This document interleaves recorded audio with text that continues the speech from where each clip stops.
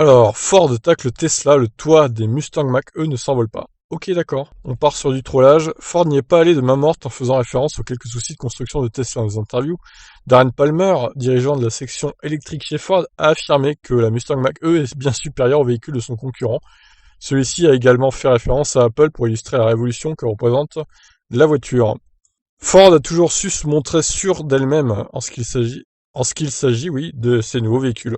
Alors, ça ne veut pas dire grand-chose. J'aurais mis lorsqu'il s'agit de ces nouveaux véhicules, moi, personnellement. Bon, après, voilà, c'est qu'un détail. La dernière née de ces écuries, la Mustang Mach-E, a nécessairement fait l'objet de comparaisons avec les voitures Tesla. À ce titre, le constructeur a récemment affirmé que la Mach-E est la seule vraie concurrente de la modèle Y.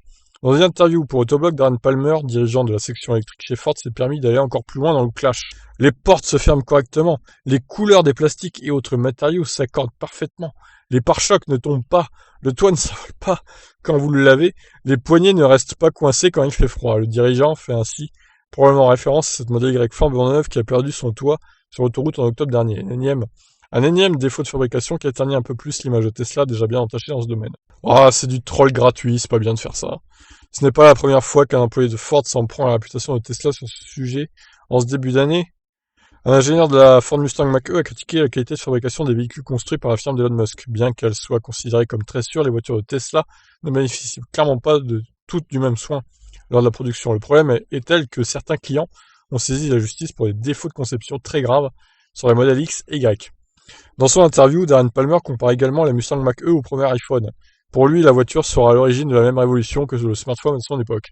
Alors, il va peut-être un peu loin là quand même. Je veux bien que la Mustang Mach-E soit très qualitative, etc.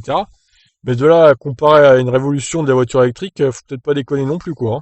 D'après lui, de nombreuses personnes ne comprenaient pas son intérêt alors que le leur possédait un clavier et une meilleure autonomie. Une fois qu'il l'avait fait essayer, il disait qu'ils auraient dû l'essayer bien avant. Selon lui, les voitures électriques peuvent être comme ça, explique-t-il avant d'ajouter que la Mustang Mach-E amplifie tous les attributs de ses véhicules. Ouais, ouais, c'est un peu arrogant, hein, cette interview, franchement. On les attend au tournant, enfin, un peu avec leur Mustang Mach-E. Elle a pas intérêt d'avoir un seul souci parce que sinon on va leur tomber dessus avec ce genre d'interview qui défonce Tesla, clairement. C'est pas bien de faire ça parce que à la moindre erreur de leur part, bah, ils s'en prendront plein la tronche. Donc, mauvaise stratégie chez Ford de communication, je dirais.